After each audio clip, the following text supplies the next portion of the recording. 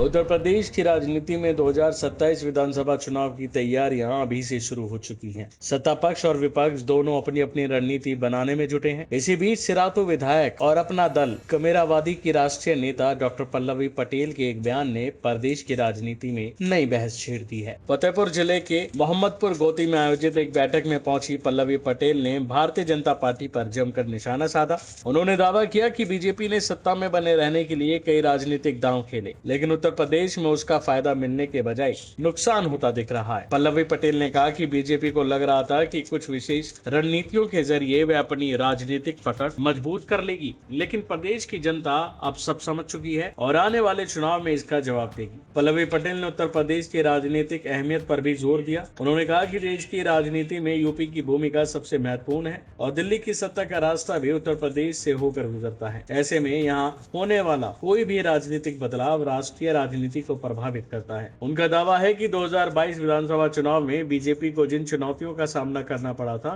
2027 में परिस्थितियां उससे भी ज्यादा कठिन हो सकती हैं। पल्लवी पटेल का कहना है कि प्रदेश में बदलाव की लहर बन रही है और जनता अपने विकल्पों की ओर देख रही है। बैठक के दौरान स्थानीय विकास के मुद्दे भी प्रमुखता से उठाए गए। कार्यकर्ताओं ने गोते पुल से टांडा मार्ग के निर्माण का मुद्दा उठाया और सड़क कौशाम्बी की सिरातो विधानसभा और फतेहपुर की हुसैनगंज विधानसभा को जोड़ने वाला एक महत्वपूर्ण संपर्क मार्ग है। पल्लवी पटेल ने कहा कि जनता की बुनियादी समस्याओं का समाधान होना चाहिए और विकास के मुद्दों को प्राथमिकता दी जानी चाहिए। उन्होंने कार्यकर्ताओं से जमीनी स्तर पर लोगों की समस्याएं उठाने की भी अपील की। वहीं अब जब उनसे पूछा गया कि 2027 के चुनाव में अपना दल कमेरावादी किसी गठबंधन का हिस्सा बनेगी या फिर अकेले ही मैदान में उतरेगी, तो उन्होंने इस सवाल का सीधा जवाब नहीं दिया। पल्लवी पटेल ने कहा कि इस मामले में अंतिम फैसला पार्टी का राष्ट्रीय नेतृत्व करेगा। फिलहाल उनका ध्यान संगठन को मजबूत करने और जनता के बीच रहने पर है। राजनीतिक जानकारों का मानना है कि यूपी में चुनाव जैसे जैसे करीब आएंगे, छोटे और क्षेत्रीय दलों की भूमिका भी काफी महत्वपूर्ण होने वाली है। ऐसे में पल्लवी पटेल के बयान को भविष्य की राजनीतिक रणनीति से जोड़कर भी देखा जा रहा है। इस दौरान पल्लवी पटेल ने समाजवादी पार्टी प्रमुख अखिलेश यादव की बेटी के खिलाफ की गई कथित